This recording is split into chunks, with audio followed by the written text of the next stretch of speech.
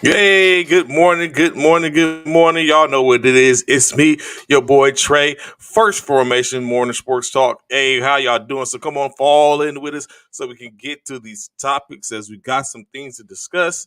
I'm very sure Bishop will be on in a little bit. As he just stated, he had a little technical difficulties yesterday, but hopefully he gets those fixed soon enough and we can get to today's topics as we got a couple of off subject topics as we was having a discussion yesterday as we got off with a couple of people in which we were discussing the difference we was discussing this thing when you come to these confectionery treats and donuts, team Krispy Kreme, team Shipley, team Dunkin' Donuts, where do you lie at? Of course, um maybe I should do a poll and put that out there so we can see where it's at. Of course, Krispy Kreme's and then what enter into the fray after the fact. What's good with you, Key? Glad to see you. You are a stand-up fan, even though y'all got beat very viciously. You're here, and I appreciate that, Key. Of course, yesterday we into the fray as we was getting off. Someone brung up uh, who are you, Team IHOP or Team Waffle House? Hey, we could talk about that too as we continue to talk about the NBA and NFL and all that type of stuff.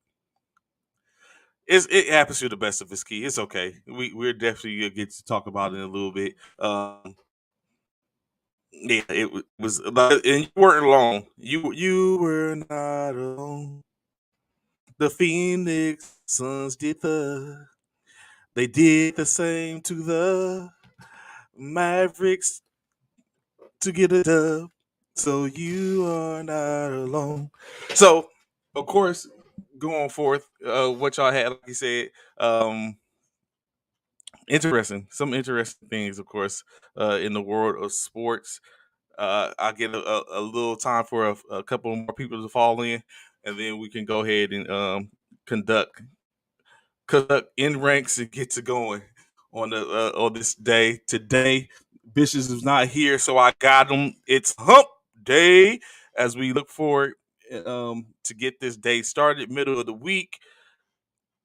Hopefully, everyone's having a gracious and productive week as we get closer to the weekend. Basically, 2 days away from the weekend, or Bishop would say one day from weekend eve. So hopefully we get a chance to get that going. So of course some things happening yesterday, NBA action. As we already know, all the awards for the most part have been given to at least the top awards. As we know, Tyler Hero won Six Man of the Year. Ja Morant won Most Improved Player of the Year. Smart won the Defensive Player of the Year. Coach Monty Williams walked away with the Coach of the Year. And of course, as we know, Nikola Jokic was able to complete and win his second consecutive player, I guess you could say player of the year, but most valuable player of the year as he went to back to back. Year before that, Giannis went to back to back. Um, And in talking, but I'll get that portion first. One thing I'd like to say, of course, to the families of Bob Lanier, as the 8-time All Star passed away yesterday at the age of 73. Of course, Bob Lanier was known uh, for being having the most enormous foot in the NBA. Not to say that that shadowed or eclipsed his playing career, as he was dubbed to be one of the better centers back in that era when they had Bill Walton, Wilt Chamberlain, Kareem Abdul-Jabbar. He passes away, like I said, at 73. Let's say from a short illness. It is stated that in 2019 he was being seen and treated for bladder cancer.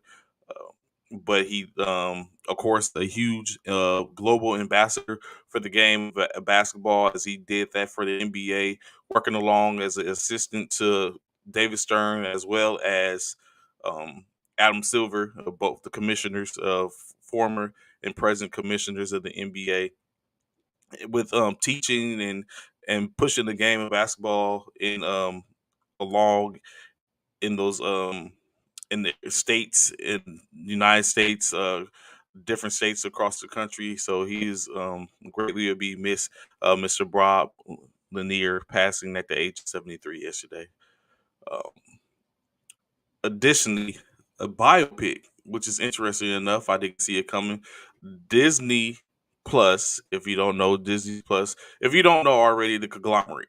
Disney is a conglomerate. Of course, I'm very sure I'm not going to insult anybody or talk about what a conglomerate is, but Disney, however, is a conglomerate in which a part of the subsidiaries to Disney is one, ABC, and two, ESPN, another subsidiary of the two. So, of course, what's going on is ESPN, Disney have created a bio picture for Giannis Antetokounmpo, as well as, well, we could say his brothers, but it's mainly Giannis, as they will be featured in this documentary, which is talks about their trek from being in family being moved from Nigeria to Greece to give a better opportunity to them, and in that case being moved, in which Giannis and his brothers started playing basketball, which allowed Giannis to play into a position where well, actually his brothers, all three, correction, four his brothers, as he has one brother that plays on the team with him in Milwaukee. Of course, he had one brother that played with him in LA. All three winning championships. Actually, the younger winning his first championship before Thaddeus and Giannis, and of course, they have a brother that's currently in the G League playing with the 905 team. So basically, that's what the picture is about. When Giannis got drafted in 2013 by the Milwaukee Bucks, and of course, if you look at the Greek freak then, as they called him, to whom he is now, it's a complete different and utterly transformation. And they are highlighting that and specializing that in this biopic pick. I'm very sure I'll take a look at it. I've already watched. If you haven't caught, They Call Me Magic on Apple TV, 4-part docu series. Of course, we've already seen the Jordan, Michael Jordan series. I have to catch up and check out the actual Inside the NBA series, the Man in the Arena series, which was Tom Brady. Uh, of course, I've seen all the docu series in reference to Colin Kaepernick. Additionally, he has one that's in the works now with him and with Spike Lee producing it. So, of course, we catch that. So, these docu series, catch them. Catch them. Actually, I like docu series. I like a documentary series. When it comes down to it, I was a huge fan. All the times in which I was deployed, I always kept a certain set. I always kept the Wire box series, in which I watched that. Um, I had all the 30 for 30 series. I went and purchased those 33, the first three 30 for 30 series. So stay watching those docu series. Of course, that's where I got to being deployed. That's why I got turned on to binge watching. And my first thing, in which I never would have watched this in a million years.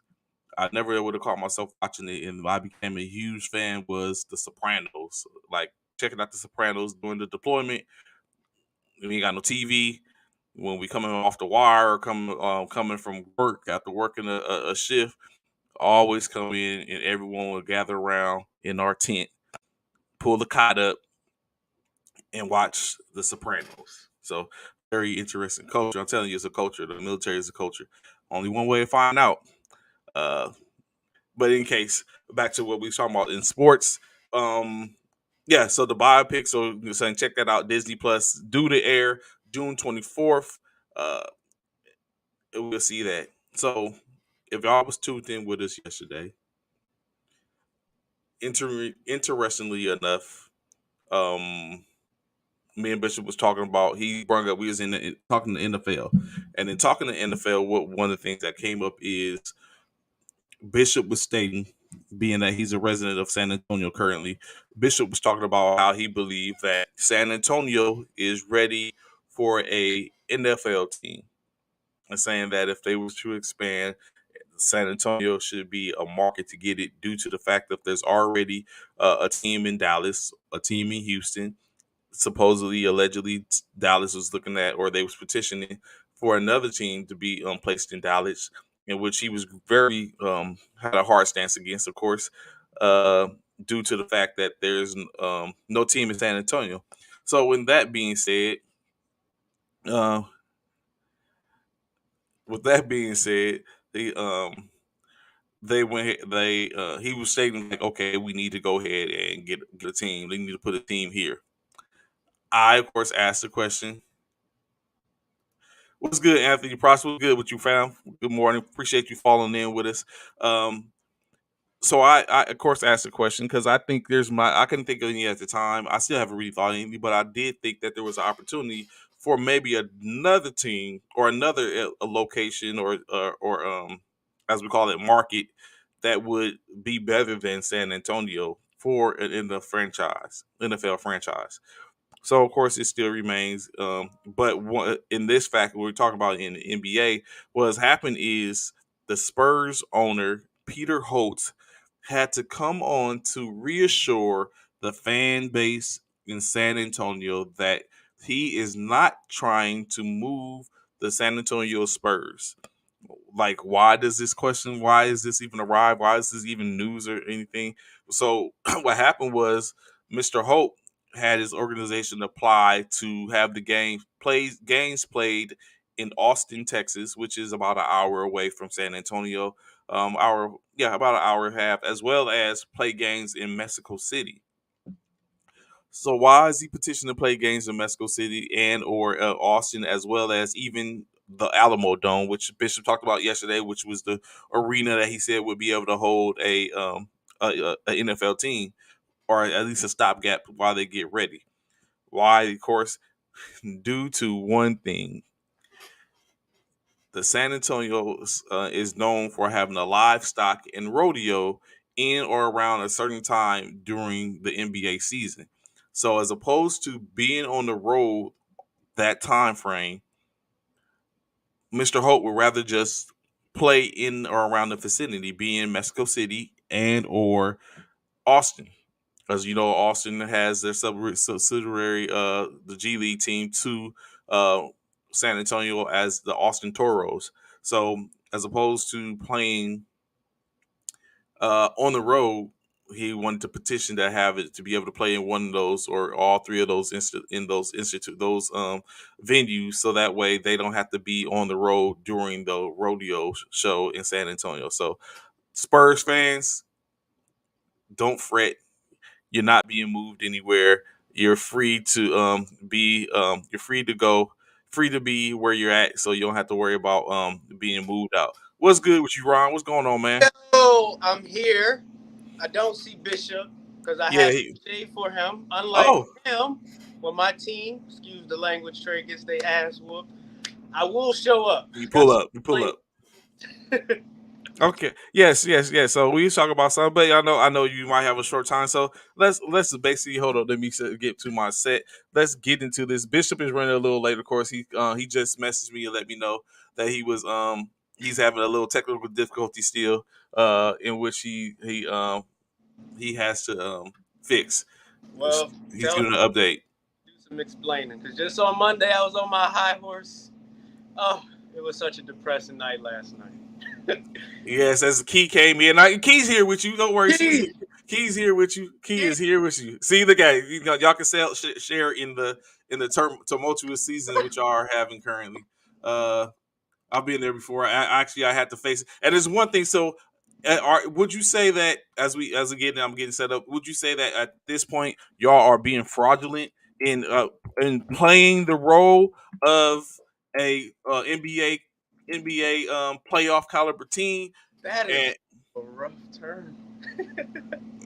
saying that's we were fraudulent. We played the role as an NBA team, so or a top tier NBA team, in which we'll get to, of course, as Jenny Buss said, she is sick and tired of what's happened.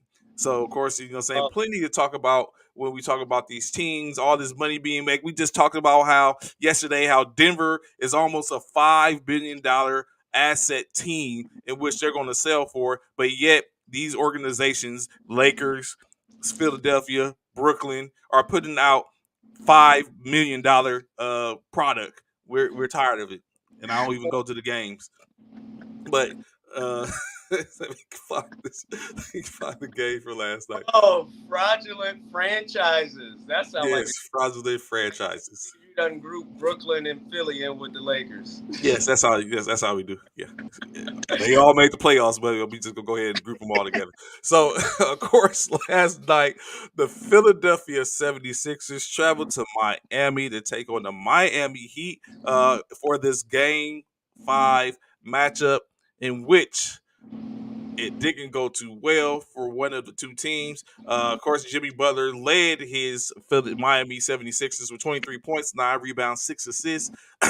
Contributions from Max Strauss, 19 points, 10 rebounds, 1 assist, 15 points, 5 rebounds from Gabe Vincent, 10 points from Tyler Hero, 13 points from Victor Oladipo, PJ Tucker, 10 points, 4 rebounds, 7 assists. Bam Adebayo, 12 points, 6 rebounds as he did work. Still, Duncan Robinson, 13-point appearance, 4 points, 2 rebounds, 1 assist. 76ers, led by 17-point Joel Embiid, 5 rebounds, 2 assists, 14 points, 6 assists, 6 rebounds, 4 assists from James Harden. Tobias Harris, 12 points, 3 rebounds. And that's kind of where it stopped. Maxi Priest, 9 points. Ron, what's the deal, man? I see where it was a hard fought defense was actually the name of the ball game. They kept Joel Embiid out the paint. They had a pretty simple plan, basing not switching on the ball screens. After they switch on ball screens, they ensured that the double switches that they had to. They eliminated their players from being caught up in mismatches.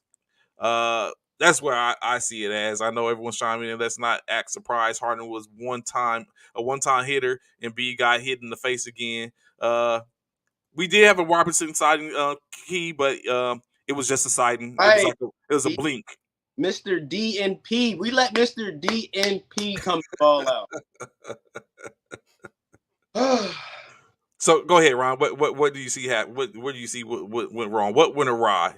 Why was Plymouth Rock dropped on y'all last night? You know, I think it was Monday, and you said Jimmy got PJ Tucker, and I laughed at you. PJ Tucker brought energy to Miami. I would have never thought, after watching these first 4 games, Philly go down, went 2 straight, that Miami would look like they wanted so much more. And it wasn't like they wanted a little bit more. Like, they wanted it like their life was on the line. They had nothing else to live for. And Philly was just like, we down in Miami. Harden must have had them boys out last night or something. They pulled up like, hey, this is what I do to get loose. And yeah, for celebrating too early like they did with Toronto. I don't get it. Like, 30 points, Trey? They were down 30 in a playoff game? And Anthony said it. Embiid got hit in the face. And, of course, he was down and out. I didn't even want Embiid to go into the paint. I was like, hey, just stay out of it. Y'all better go rebound. Tobias Harris, we need you to get some rebounds. We know you ain't going to score, but we need help in the paint. And Miami was just attacking. So many alley-oops to Bam Adebayo. It was egregious. And we can talk about James Harden. Like, I told y'all. I said that, Jay. That was just a sight. Like, that was exactly what it is. Not calling it. He did what he needed to do to get the W to extend the series for y'all to where it would go back to Miami. He did say exactly what I remember saying after y'all was down 0-2. James Harden did come on and said, we're going to get one in Philadelphia, and we're going back to Miami. He got 2. He got 2 in Philly, which assured that they were going back to Philadelphia. But is that it? Is that where it ends? Does it end in Philly? No. Like Bishop said on Monday, I think all of these series are going to go 7. Mm-hmm. Of course, Ja Morant just got ruled out for the rest of the playoffs, so that might Mm-hmm. be one. But Yeah, that might be the one that doesn't. it is unacceptable for James Harden not to score 20 points in a playoff game with everything that he's done to these past three franchises. Like, what do you have, 14? Yes. It doesn't even make sense. If when we first traded for Ben Simmons and James Harden swap, if you'd have been telling me James Harden wouldn't have been getting 20 points in playoff games, I would be like, let's keep the depreciating asset. Donovan Mitchell's available. We could have. Oh my gosh, James Harden, bro. And when you look at and this adds even more fuel to it, probably Ron, that it's truly overlooked when you had Andre Drummond. That's what I was about to bring up. Dang, that's You what we. had Andre Drummond, who could have been a key. It's like you sit up and look at these players. I wonder who's doing the scouting or who's looking at like the GM. Like why? Like all these individuals are probably out there. Why DeAndre Jordan? Like was he the best of the best? Like there was no one better than DeAndre Jordan to go pick up as a backup, or was he just no one even cheaper? There wasn't someone you could have pulled out the G League to be like, okay, we want you to come. You know, what I'm saying, and be a black backup as a young talent. Like That there was nobody. just want to run up and down the court. I think it's league connections, veterans, because that man always got a job.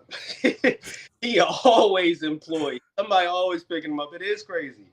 And you telling me Seth Curry couldn't do what Harden's doing right now? Andre, Like James Harden was that more important because at this point the linchpin is like you said, Andre Drummond. He's needed. He would be needed right now. He may not give the points in which Embiid would be given, but he could have been a very effective backup. bruh. And Double double at minimum. Doc Rivers at halftime. I'm so in tune with the game. I'm watching it, and the Sixers are struggling the whole game. But we go into halftime with hope. We're only down 10. Like, okay, they're coming back together. And Doc Rivers' halftime speech is, y'all, we don't need to worry about no plays. We don't need to worry about no organization, no nothing. Y'all just don't want it. There's nothing we can do. There's nothing we can implement. I'm just like, of course, that's what you say, Doc. That's what you always say. You just let the ball roll and let the players do what they players. What you mean? Where's the structure? Where's the organization? Where's the leadership? What do you? Doc Rivers need to go, and Doc gonna do what Doc's gonna do. it's mind blowing. Mister Blown 3-1. And he's about to do. He's there. He's back. He's back. It's yeah. It's unfortunate. And that's got to be again, as I say always, the physicality of the game is not what we look at. It's the mental tolls. This has to be a mental toll when you look at. You came in with this promise. You have the leading scorer, the first center to win the scoring title in over a decade, and all this promise. James Harden, you're saying Mister Step Back himself, put you in the blender. Lefty Lou, like you have all this. You know, Tyrese, Go. I know what you about to go to the team. I was gonna say it's not just James yeah, Harden. We're Maxi, counting on Tobias. We spoke about. him. Uh, you might as well bring Kozmarov off the bench and let him get his spin in and let him serve as like get his numbers up so he can look at okay, we gonna get moved. I'm gonna go ahead and move out Danny Green. Like where is everybody else at this point? All the Thibault, we talked about his defensive prowess. It's one thing to sit up and be doing your damage on defense and you're not getting points, but you cannot do both. You I, can't sit up and I've always been one to be like, Thibault is the defensive player of the year, first team all. yes. I don't even. It doesn't even feel like he's out there. He's been playing. No, I don't think so. Did he even play yesterday? Let's see. Did he He what was played. this? You just can't tell. Okay, yeah, he played 11 minutes, 3 points, no rebounds, 1 assist. Defensive player of the year candidate. Korkmaz, 8 minutes, 6 points, 0 points, 1 rebound. I mean 1 assist. Yeah, it was no. Oh, George, what are you doing? No points, no rebound, no assists, one rebound in 16 minutes of play. Oh gracious! So it's definitely. I'm ready for Thibault to go. Ready, Key? That's how you feel, Key. Time for ready for Thibault to go. So remember Roberson? They used to play for the Oklahoma City Thunder. It was understood that he was a defensive problem, Right. but he had no offense. Truly, he wasn't offensive. Is that what Thibault is? Okay, like he just said, he can't score points, so I guess that is what he is. Um, no, we can't get rid of Thibault. He's an asset, a very disappointing asset right now, but he can ball. What I like about him is he's from Australia, and he goes out and he's one of them cats that leads Australia, and they ball out. Him and Ben Simmons and all them Australians. He's young. I think this is his second or third year. Roberson, that boy was broke.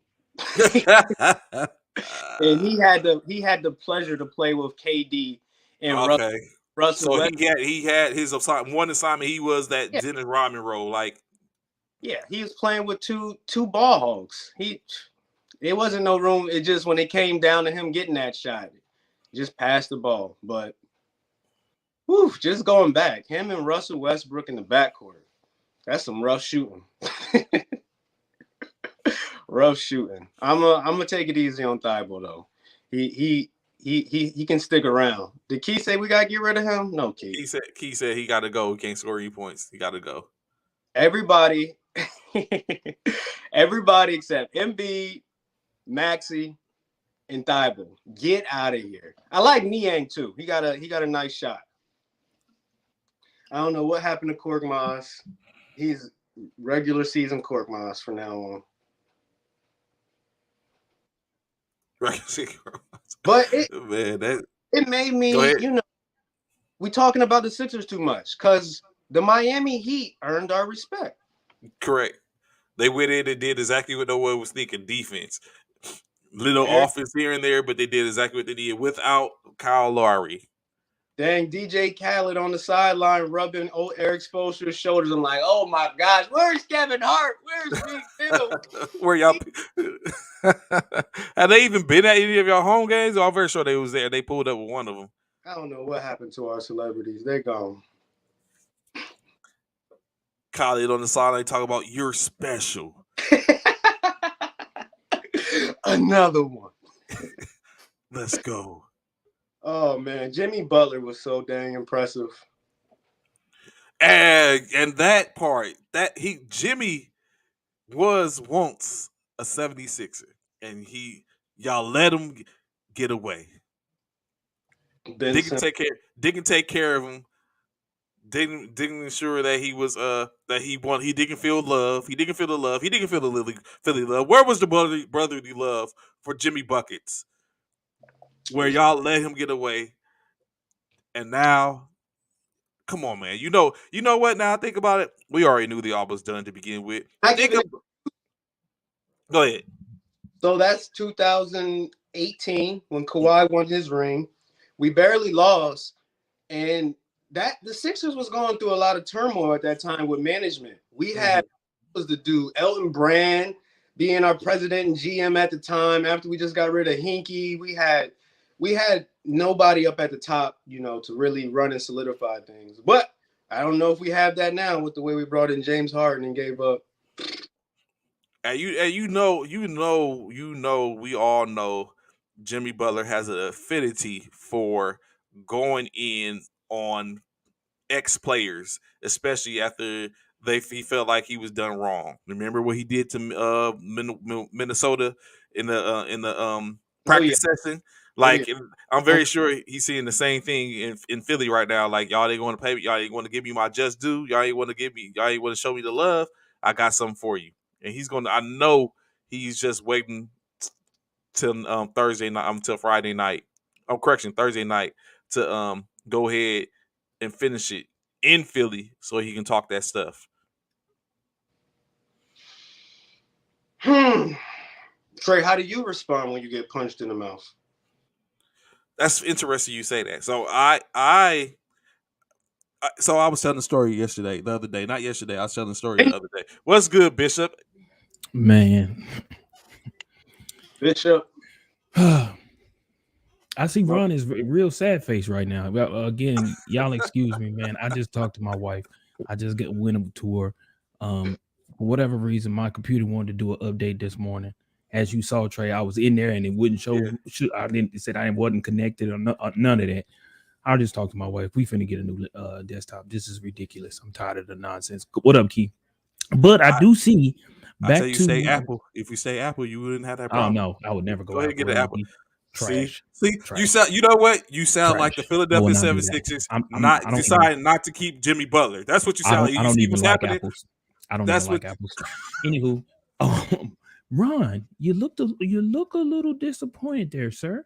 You're not bright-eyed and bushy-tailed like you were the other day. On Monday, the Monday you was real high. I mean, you was early.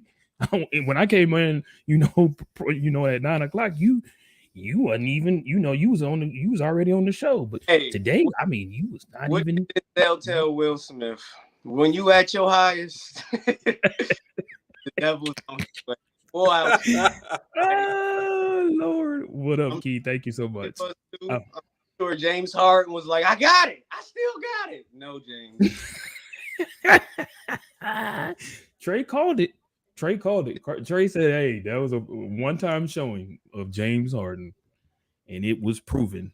And they got blew out, bro. This is my question, Ron. How do you get blown out?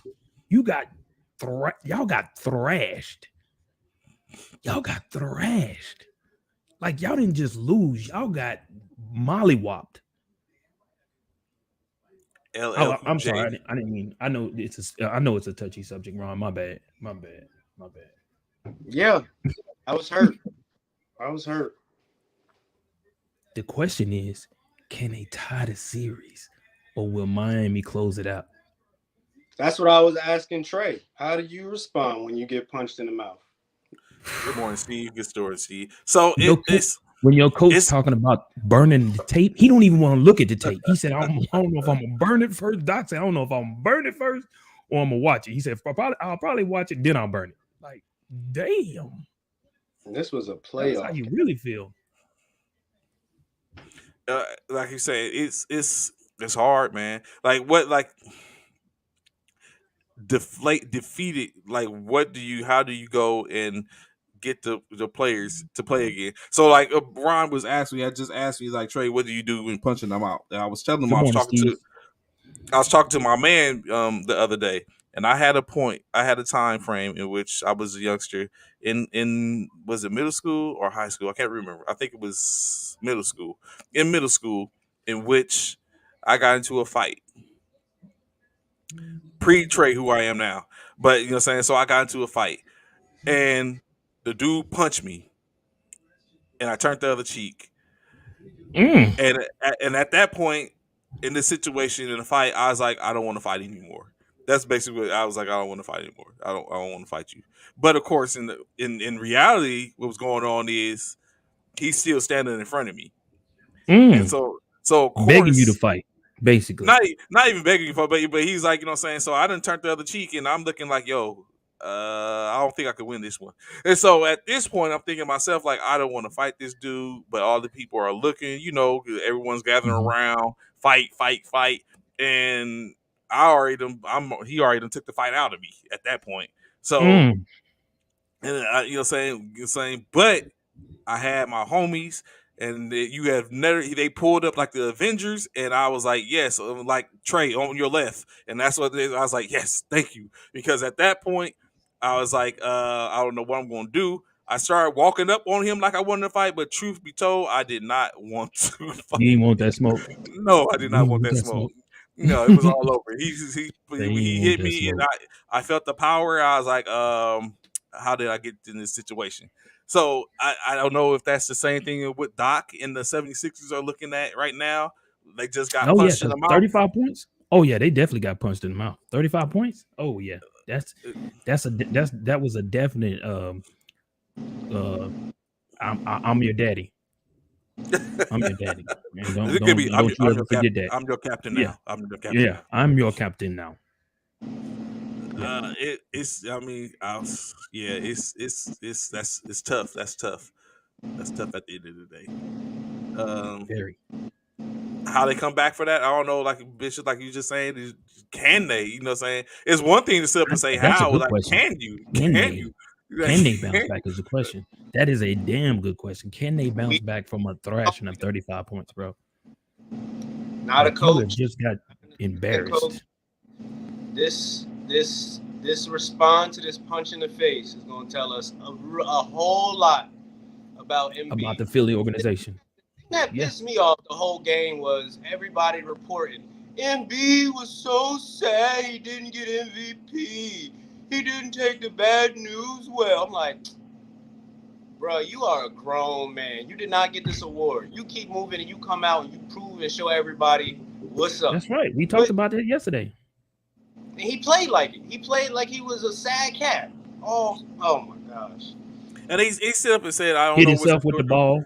I don't know if it was during when it was, but he said that he basically felt like that it was no wrong answer for the winner for Jokic being announced. He's like all of them were worthy, of course, additionally as well as Booker and Morant even saying made a play for it in which he felt like so he's like in this case he felt it was the wrong answer, but he did say he plans to start focusing his energy strictly towards championships and whatever happens after that will happen.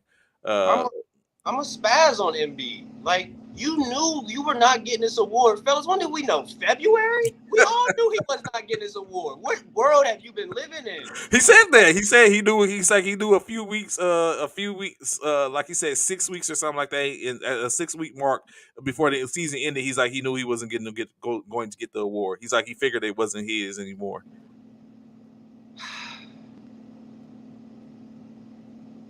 Hell, he was right. I had an incredible dinner prepared last night, y'all. I had a nice beverage, had everything chill. I thought this series was a wrap. Now, doing my whole week. Sorry to hear that. And being that we're talking in Philly, I remember I had a friend, right?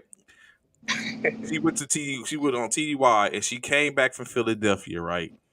She came back and brought me a authentic Philly cheesesteak. So I had this cheesesteak just like Ron, what he's talking about, ready to go. I ate half of it when they got back, and then I had the other half ready to go the next day. Like all day at work, I said but thought about this Philly cheesesteak sandwich. All day, I was like, yes. When I get home, I'm finna smash. I'm finna kill this thing. I don't know what y'all know if y'all know about the Mystics. I had a Mystic that was chilling, or it was a correction, a Calypso. It was a Calypso. I had a Calypso lemonade, chilled. Ooh, wait. Yes, ready to go. And I get to the house, you know what I'm saying? I went and took a shower. I done set up. I'm nice and chill. I And gotta get clean to eat this. yes, and I go in. I'm like, I'm looking through the refrigerator. I was like, yo, where's my sandwich? She said she threw it away. Ooh. What? Wow. What? It ain't like I could just go pull up and go pull me. I was like, come on, man. So I can understand your pain. I can feel your pain, Ron. In that exact moment, how, and then you coupled with the fact of y'all got demolished, but it happened. Bro, I don't even think there's a right word for that. It's the right. Y'all got beat like y'all was playing 2K. Like I've seen no scores on 2K, bro. Like for real. Like that was a 2K thrashing. Hospital kid. That's how y'all got beat. Y'all got beat like y'all was playing 2K. I ain't gonna front, bro. That's what it looked like.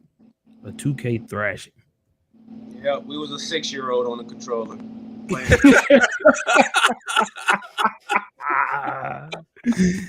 All you hear is clicking. All you hear is clicking. And all you hear is clicking, Trey, and somebody said, Mom, is it time for dinner? Shout out Miami. I'm getting thrashed, Mom. Can I go come? Is dinner ready? At this point, they just put the controller down and go eat. That part, bro. That part. Mom, I'm not gonna finish the game, guys. I'll get back on once I'm done. Oh my goodness! But yeah, like Ross said, shout out to Miami. They They put up an effort. Like they did what needed to be done. Can they duplicate that? Do they even need to duplicate that? Maybe it's like a thing that where now it's already the seed has been planted, is already starting to fester and starting to work from within, and everything's gonna fall apart after that. Yeah. TJ took so many threes last night. Hot from the corner, hot corner, knockdown. Yeah. Is this what it felt like when you got swept by the Celtics, Bishop?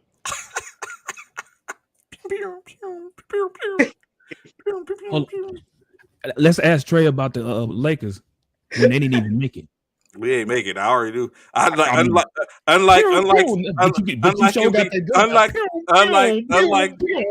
Embiid, I already knew what was going on. So I was well ready and prepared for the outcome. Let's talk about them Lakers who didn't make it. And speaking of which, speaking of them Lakers, Jeannie Buss is very, very upset. She's very perturbed right now. That's locked and loaded and going. I just make sure you put it. Yeah, make sure. I got that. It's locked and loaded. I already got that going. You know it's coming. Of course, you know what I'm saying. So, of course, additionally, last night we see that the Mavericks and Suns had maybe a similar situation going on. It was just thrashing night. It was a thrashing night. As it was, you're saying the home of the heroes evidently is what was going on last night because they was giving people the business last night, bro. If Miami and Phoenix was like, y'all want this smoke? We giving you all the smoke. Y'all want it? We giving it to you. But I told you Phoenix was finna get him the business. After what happened in Dallas, I told you they was finna get the business, bro. The Mavericks, of course, led by, of course, Luka Doncic, 28 points, 11 rebounds, 2 assists. The Jalen Bronson's 21.7 rebounds, 2 assists as well. 10 points from David Ventress. 8 points, 3 rebounds, 2 assists with Dorian Smith. The Suns, led by Devin Booker's 28 points, 7 rebounds, 2 assists, 20 points from DeAndre Ayton, 14 points, 7 rebounds, and assists from Mikal Bridges, 14 points and 2 rebounds, 1 assist from Cameron Johnson.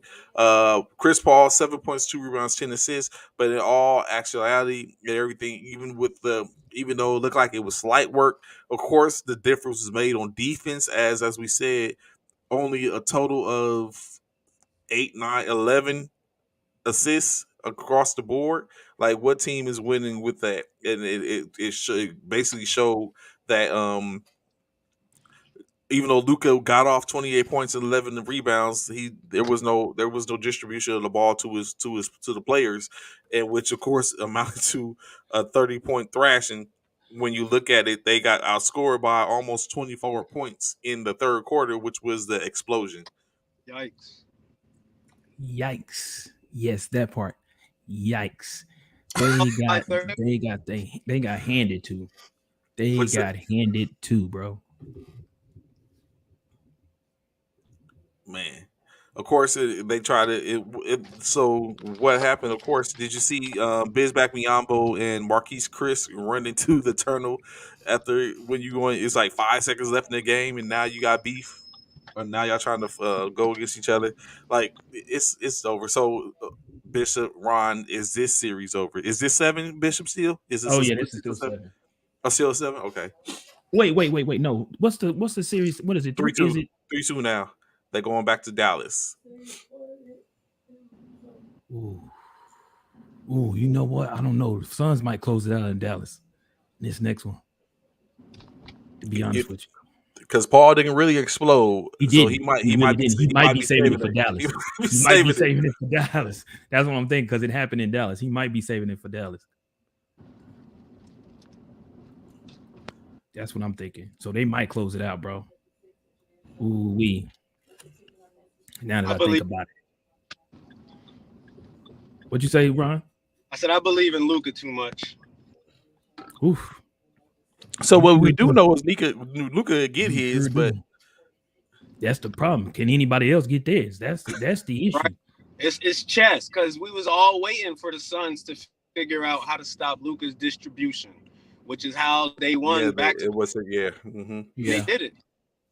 Now Luka has to figure out. Okay. do everything. I have to get these dudes involved. Yeah. Well, him and Brunson, because both of them finished with four assists total. Mm-hmm. So it remains to be seen that they if they even make it happen.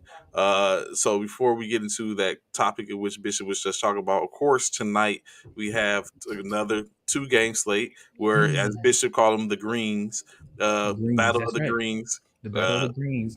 Tied up tied 2-2. tied 2-2 as the Milwaukee Bucks go back to Boston to take on the Celtics on their home court, Oh, and the potentially closeout of the Golden State Warriors versus the Memphis Grizzlies. As Ron said earlier, there's no John Morant walking through those tunnel doors onto the floor to play it's no John Morant, but they're saying there's no John Morant walking through the tunnels to play no more this this series. season, or the season Yeah. for that fact matter. Well, yeah, the series because yeah, it doesn't look good for them at all.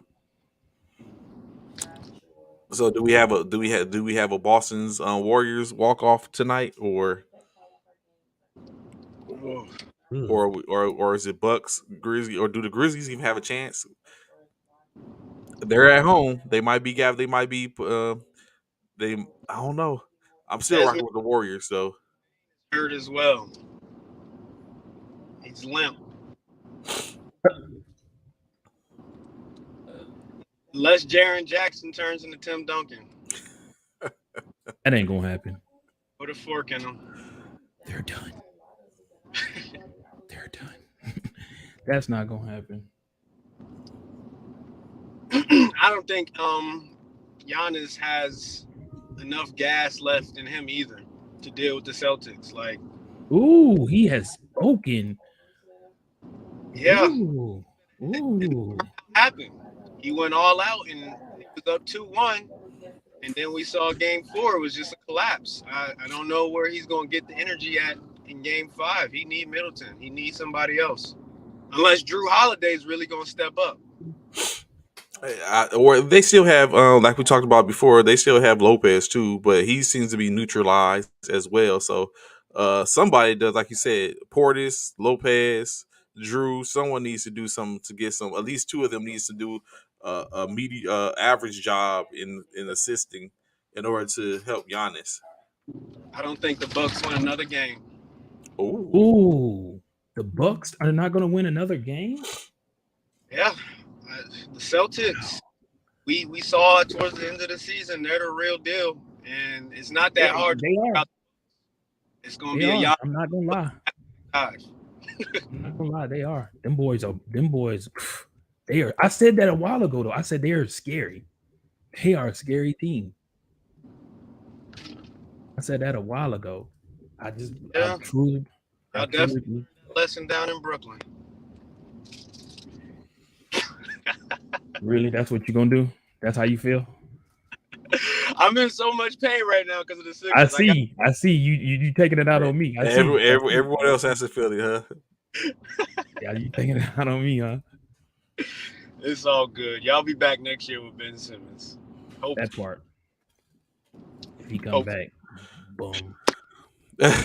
So of course, saying Bishop, as he stated and was talking about, if y'all didn't catch it yesterday, um, Jenny Buss was on with the Los Angeles Times, and talked about how she's, as he said, is very disgusted and unhappy with what is going on. She feels like if you are if you have the 4th highest payroll in the in the league, that Mm-hmm. paying the luxury, you need to basically get something for paying that luxury tax. There needs to be more of a buy-in. Of course, she stated that she's becoming impatient because the Lakers had the 4th highest payroll in the league without making the playoffs. I'm not happy Exact with that. words. I'm Yep, not those are her satisfied. exact Quote. words. Quote. She's Yep. basically saying she's growing impatient just because because of that. And when you spend that type of money on the salary cap, I mean the luxury tax, you expect to go deep into the playoffs, in which That's of what course she said. they Yep. did not make the playoffs. So yes, she said. So yes, of course, it's gut wrenching for me and to go out on a limb and not get the results that we're looking for. I'm not again stating I'm not happy. I am not satisfied. As y'all know, if you don't know, Jenny does not play any games. She is clear. You gotta think she fired her brother. Yep. She fired her brother. You know what I'm saying? Yeah. So business is business. We don't like mixing playoffs. I understand the fans are angry and frustrated, and she says she's got to make it better. So of course, when you hear someone speaking that tone and that nature, where he's like, you know what, I got to make it better. She's like, even if that means making changes. Where at this point, Mm. making Mm. changes. Well, the first thing I heard when she said making changes, like peace, peace. Somebody Well, need. I was thinking Palinka because at this point it starts and stops with him at this because they Oh, you did talking about? that. Oh, okay, yeah, yeah. Rob Palinka, yeah. So it's like making changes. She said, absolutely, if we're not living up to the Lakers standard, absolutely, I will look at everything she said later, adding, I will make hard decisions because that's what we have to do. And then she went on to state and talk about because the question was asked, is LeBron James and Clutch Sports running the team? She said, do they have the final say? No. Of course they are running. Are they running the team? No, no, no, not at all. As she stated, She is the controlling owner of the basketball of the Lakers, and she is accountable for all the decisions that are made up in here. So, of course, when you hear that, as I hear it, as we know, Mark Jackson is interviewed for the Lakers position. Um, there was talks that Doc Rivers was wanted. I very sure hope not. Of course, she's talked. They also additionally talked about. They asked her about the Russell Whistle situation, Russell Westbrook situation, and she basically stated that she's not going to say anything on that. They are looking to get a coach in to get the philosophies and what that looks like. So it's not yet stated in which Russell will or will not be there. I think he will, for the most part. Technically, he has the player option, so he has to opt in. He may be waiting to see what type of coach they get in and talk to the coach about the philosophies, and then they all make a determination to see if he will opt in Mm. and be there for the 22-23 season. Uh, he says she reading from there. So I mean, it remains to be seen. But we've seen Jenny Buss. At least I've seen Jenny Buss do damage before and go through and clean up. Of course, she's leaning on her confidence. If you don't know, Magic Johnson, Phil Jackson.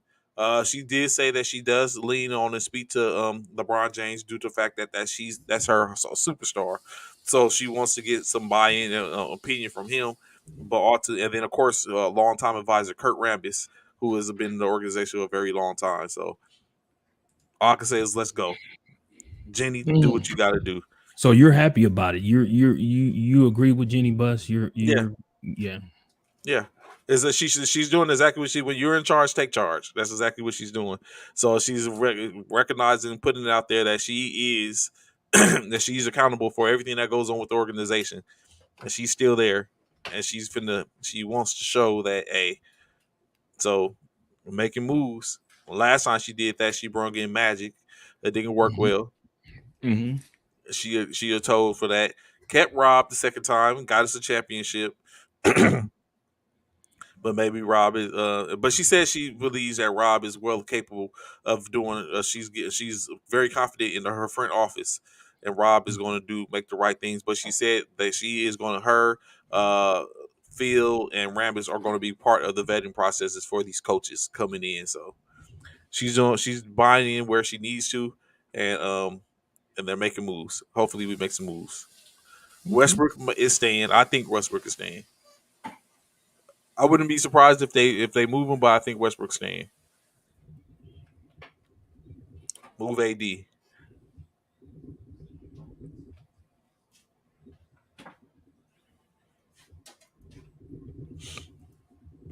So I came across this. I don't know what I was looking at, but somehow, some way, it came across a meme or a graphic to where Sean Kemp was talking about Larry Bird.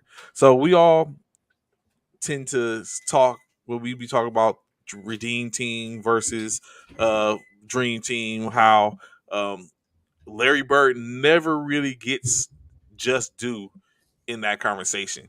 Of course, as you, if you look, Bishop, did you Ron Bishop, did y'all get a chance to watch They Call Me Magic? No, I haven't. Me either. See, Bishop, with the see why the silent, Bishop? Why the silent? I'm just saying, bro. I'm just saying. He does not plan on it. I didn't say that, Ron. That's exactly Ron, what it is. Just like he ain't want- watched Winning Time, and so if you watch Winning Time, you can see a correlation in a sense. But that's in something else. So of course, what is talked about is one of the things that happened is Magic. You know, he was going through a situation with the HIV and stuff like that when he played in the Olympics. So he was the catalyst, from my understanding, in getting, as he told it in the documentary, in getting the dream team together. It's like it's no team without Magic. And he's like, it has, in Magic's like two people had to play. Of course, those two people were Larry Bird and Michael Jordan. Which Michael Jordan was like he wasn't going to play. Larry Bird basically stated that he was too broken up to play. But in case he got them both buy in, and of course we know the rest is history. But going back to what the original conversation in this is, when you look at Larry Bird, a lot of people talk about him because of course he can't jump and all that other type of stuff. But we do know the Rain Man, right? Sean Kemp. Sean Kemp said basically his quote is, "I broke a lot of Larry Bird's Indiana records. I'm a rookie.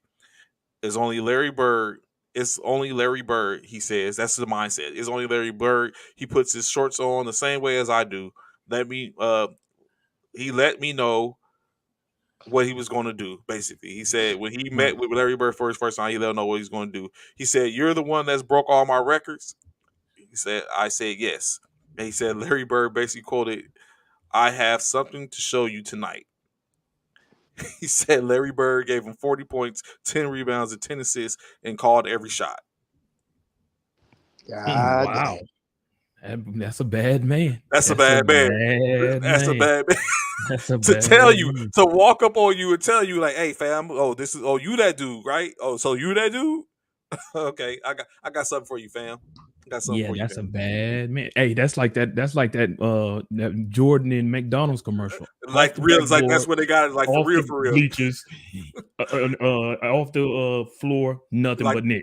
Yeah, like they was cutting and editing all the Jordan shots, but Larry was really making them shots. Really making them shots. What you ain't gonna do is disrespect Mike like that, though. What you not gonna do? You're not gonna do that. You're not gonna do that. I laughed for a second, but you're not gonna do that. I did my inner Will Smith. You know, I laughed at the joke first, and then I really thought. And then you look over. You looked over. You see the comments. It's like, wait. What you? Wait, hold on. That's not funny. That's not funny. That's my wife over there. That's not funny. Oh shoot. So that's super sales, but that movie White Man Can't Jump is what up, Taylor May? What's good? But since we talking about people going at each other, did y'all hear this? Oh yeah. For Rudy Gobert stated that he would shut his ASS down.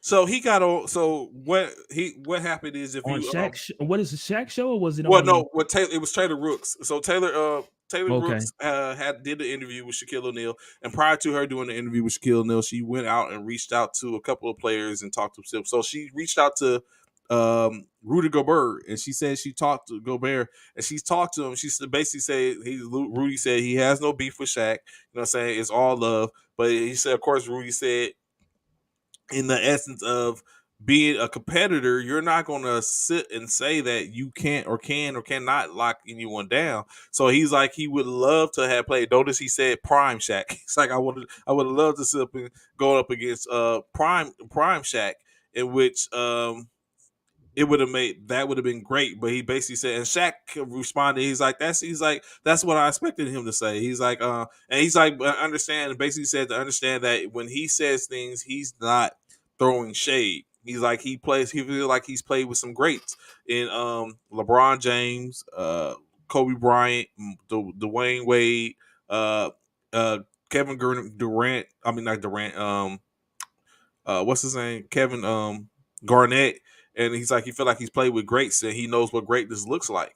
And so he feel like he has, as he says, always says, he has a G19 classification to where he can sit up and say those things, and because it's just a situation where he's trying to galvanize and push these players to be better. As he said the same thing about Donovan Mitchell, where he said Donovan Mitchell is a great player, is a pretty good player. He's like, but that shouldn't be what we're saying about Donovan Mitchell. We should be saying you're great. Your greatest point is two guard in the NBA. He's like these guys need to start looking at next level and not selling at where they're at. So he's like, there's no shade in that aspect, and that's what he expected Gobert to say. But Gobert is not locking down prime Shaq. Come Let's on, just man. be honest. You know Let's just be honest. good and damn well Ain't no Rudy way. Gobert is not going to do nothing with Shaq. He ain't built like that. Boy is not built that part. He can't. That part. Shaq Rudy, will back if you him don't sit down. so little lighting that behind self down somewhere, you is not. I don't care how tall you is. Shaq is straight. They call him Shaq Diesel. For a reason. The boy is 700. I mean 700. 7'1", over 300 and something pounds. Back then, he was probably at his prime. He was probably low threes. Yeah, probably like 310, 315. Bruh, if you don't sit your little lightning behind down somewhere, bro, you will not, in nobody's era, be able to shut down Shaq. Seriously?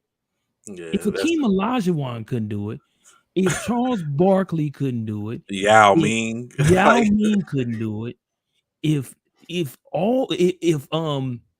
what's his name? If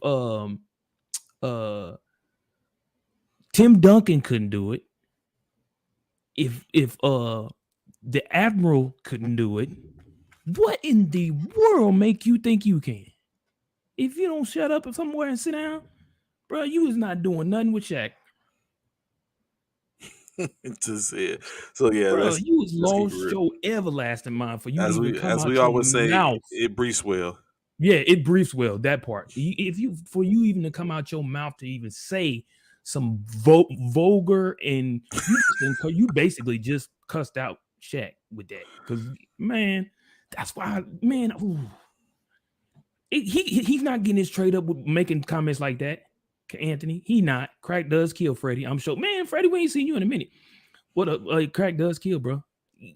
Bro, I'm gonna tell you, that's why. No, nobody in their prime. I take that back. The only person right now, or that I can say confidently, that could probably give Shaq a run, and it'll be a battle, is probably Greek Freak Giannis. Joel, and I would even give it to the MVP, Joker. Yeah, because he's so versatile. Mm-hmm. What we know is Shaq is not versatile. He's not coming out. Yeah, he's not coming out the paint. Yeah, Shaq is gonna kill you in the paint, but anything outside the paint, Shaq ain't gonna be able to do nothing with Giannis, Embiid, or Joker. He's not gonna be able to do it. That's the thing. Those three guys right there, they are a force outside the paint. However, Rudy, bro, if you don't shut up, then you are not that dude. You're not that dude at all. Stop it. I don't know where you got that from, bro. You ain't even bro. You can't even stop Giannis or Embiid or any of the ones right now. So what make you think you're gonna stop Shaq? You can't stop the people in your era, Rudy. And you gonna talk about, and neither one, and not one of them three are as Diesel as Shaq. Mm-hmm. The closest one is probably Embiid. Mm-hmm. Come on, bro. You stop it. In other news, did you see this? Who's watching Rise on June the 24th? The Antetokounmpo brothers have a show on Disney. I tell you what. This is even one I'm even going to laugh at, and I had just talked about that before you came on. Okay, but this is when the disrespect that you impose. You're not watching they call me Magic, but you bring up the Antetokounmpo brothers and their show Rise to go ask like who's going to watch Rise when you haven't even seen. Yeah, They it's a call better me story. Magic. It's a better story. The audacity! How dare you? These dudes are coming Who out of poverty. cares? It a lot of people. They're coming out of poverty. So did Magic. If you Oh, watch this documentary, you will no, see. no, not he's You not know coming how out. many? You know how He's not many coming out the brothers and same type of sister Magic poverty. had? He's not coming out the same type of poverty as the Kupo brothers. He's not. Don't even You, compare the two. you know what type of how many brothers and sister Magic had? He was the youngest. You're not gonna compare the two. When And these guys, we're not talking about war torn anything. Their family moved from Nigeria to go to Greece, in which Giannis learned to play basketball. that part. Giannis was Not Giannis, his whole all his brothers, all three brothers. all four, all three. all four. What four? It's four of them. Is it four of them? Yeah, it's one's in the G League right now. G League. That's right. So it's a better story. All three make the NBA. All three. Come on, bro. That's a better story in itself. Come on, bro. Bishop, this show doesn't air to the 24th of June, Bishop. You have plenty of time. It's only 4 episodes of Magic documentary. So listen. So what I will tell you, I do know on Labor Day weekend, which is coming up, or Memorial Day weekend. It's Memorial Day weekend, right? In this month, yes, right? This week. Memorial Day. Excuse me, Memorial Day weekend, my wife would be out of town. So therefore, I would have JoJo to myself for 4 days. So at the end of this month, it's a good possibility that I'll have some free time if I don't have, if I don't have to get, I don't have any games to play on 2K or Madden or something like that. But I will have some free time. So therefore, it's a possibility that I could probably watch the Magic thing. You know what I'm saying? Go in and so it is on a TV show or a movie. I think it's just a movie. It's just a show. It's just a show. It's not a series or nothing like the Magic. It's just a documentary. That's all. It's not like the Magic. Yeah, it's not like the Magic got to. He got to have 2 different shows. One about him and the Lakers, and him by himself. And oh my god! But anywho, so during that time frame, Memorial Day week. They can act like Jordan. They just come up with a 6-part documentary series. What are you? We're talking about the greatest of all time, guy. And the last documentary he had was when, I Believe I Can Fly. Oh, Come Fly With Me or whatever. That was how long ago? Come on, man. It was well overdue. And then Magic wants to come out with his. Like, really? Where were you at all this time, Magic? Why you ain't come out with something when they said you had HIV? Why you ain't come out? And see, if you go and look at the documentary, you will know all about that. It's all about that. We go. Oh, you know what? Just because of that, I am gonna go watch it because I want to know why it took him so long. I want to know why it took him almost 20 years to come out with a documentary about him. I am gonna go watch it. I am, and I'm waiting for Kobe's. I'm waiting for Kobe's. I would love to see Kobe's documentary. I think it's gonna be a while for that one. I still got to go see Man in the Arena, and I haven't seen that one either. As well as the inside the sports inside the NBA one as well. Yeah, I haven't seen Man in the Arena either. I gotta go see that one. I have to see that one too. But I'm definitely looking forward to Kobe's. I'm hoping it doesn't take as long as Magic's, but we'll see. We'll see. But on other news, staying in basketball, we did have 2 WNBA games last night, and they were fantastic. Who played last night? The Minnesota Lynx traveled to the Indiana Fever, with the Lynx coming up short, losing 82-76 to the Indiana Fever. The Lynx leading scorer were Jessica Shepard with 10 points, 10 boards, 9 assists. She was 1 assist away from a triple-double. Sylvia Foles had 26 points, 14 boards. Still doing damage. Rachel Banham had 14 points and 2 boards and 4 assists. For the Fever, Nalissa Smith had 9 points, 5 rebounds, 3 assists. Kelsey Mitchell was the leading scorer for them with 26 points, 4 rebounds, 3 assists. And Crystal Dangerfield had 10 points, 1 rebound, and 6 assists. Only 3 people were in double digits for the Fever as they still made it happen to get the win over the Lynx 82-76. And then in the other game, which was, like I said, was only 2 games last night, we got 3 tonight. The other game, we had the Las Vegas Aces, who are 2-1, facing the Washington Mystics on the road, and the Mystics were victorious. They are 3-0. They beat the Vegas Aces 89-76. The Aces' leading scorer was Jackie Young with 19 points, 7 rebounds, 4 assists. Derica Hamby had 14 points, 8 rebounds. Ajay Wilson had 10 points, 11 rebounds, 3 assists. She had a double-double. And then Kelsey Plum had 18 points, 3 rebounds, 2 assists. And Teresa Pleasant had 9 points, 2 rebounds for the Aces. And for the Mystics, the Misha Hines Allen had 15 points, 8 rebounds, 8 assists. Leading scorer was Elena Deldon. Y'all know about Elena Deldon. Yeah. She 19.7 rebounds, 2 assists. Ariel Atkins had 13 points, 8 rebounds, 1 assist. And Tiana Hawkins, 10 points, 4 rebounds, and 3 assists. So they are 3-0 as the Las Vegas Aces lost their first game, putting them at 2-1. I did not tell you the record of the other game. The Lynx are 0-3 as the Fever are 2-1.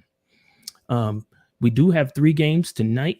LA Sparks visit the Dream, the Liberty visit the Sky, and the Seattle Storm visit the Phoenix Mercury. We do know that they did some huge talks about yesterday in regards to when we say Phoenix, we're talking about Brittany Griner. So Brittany Griner is still being detained in Russia. She has a court date, I believe, on the 27th of this month, a court hearing. If she is found guilty, she could end up doing 10 years in prison for a vape cartridge, trying to smuggle a vape card, or I won't say smuggle, but trying to transport a vape cartridge back to the USA. They have gotten her a new attorney to do some negotiations with the Russians. This same attorney is the same guy who just brought back that Marine who had been over there for 3 years. So it's looking promising, but they said, even though it looks promising, don't look for it to be anytime soon. That must have been that vape had to have been that fire. I don't know. Like you must not be able. But I don't even think. So I don't even think you can. I don't even think you can travel with vape in the States. Can you vape cartridges? Can you travel with vape cartridges in the US? I'm not sure. I would think that would have to be under the belly in the what's called it. But I think what additionally, because she was trying to. She was trying to bring carry. Yeah, she tried to, that's how she got caught with it in the carry-on, and not to mention what was in it, the contents of it. So, and we all know the reason why. For those that may not know, Brittany Griner does play basketball for a Russian team over there, so that's why she was basically in Russia. She was returning back to get ready for the WNBA, and she's been over there a month or 3 months now. 3 months now it's been since she's been detained over there in Russia, and she was trying to return back from playing overseas, but it doesn't look like she's going to come back anytime soon. Well, they said don't expect her to come back anytime soon by just looking at the track record of all the people. Because there's a gentleman who is a reporter who's been detained over there for over a year now, and he's still there. So they saying don't look for any. She probably will return, but just don't get your hopes up high of her returning anytime soon. But the Phoenix Mercury have showed support. They wore BD 42 on their warm-up t-shirts, and then they put BD 42 on the court the other night when they played. As a matter of fact, when Phoenix had it on their court, it was on the court last night. Yeah, the Suns had it on the court. Brittany Griner 42. Brittany Griner, BG 42. So mad prayers, mad shouts out to Brittany Griner. Also, As who was that said that? No, it wasn't Anthony. Who was that? Somebody said it. It wasn't Anthony. Steve. Yeah, may Oh, Bob yeah, Lanier, Bob Bob Lanier Lanier. Yeah, I talked about passed that too away. earlier. Yeah, Yeah, passed away. 73 years old. 73 years old, first round pick in 1970, played 14 seasons, was picked first overall by the Boston Celtics. Um, he passed away from a illness that had been plaguing him recently. So may Bob Lanier and his family rest in peace. Our sincere condolences go out to the Lanier family.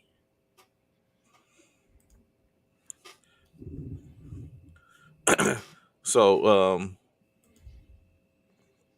I was taking a look at some of the stuff in reference to uh the NFL last night, and as we know, Mike Davis, running back, former running back for Atlanta Hawks, was released.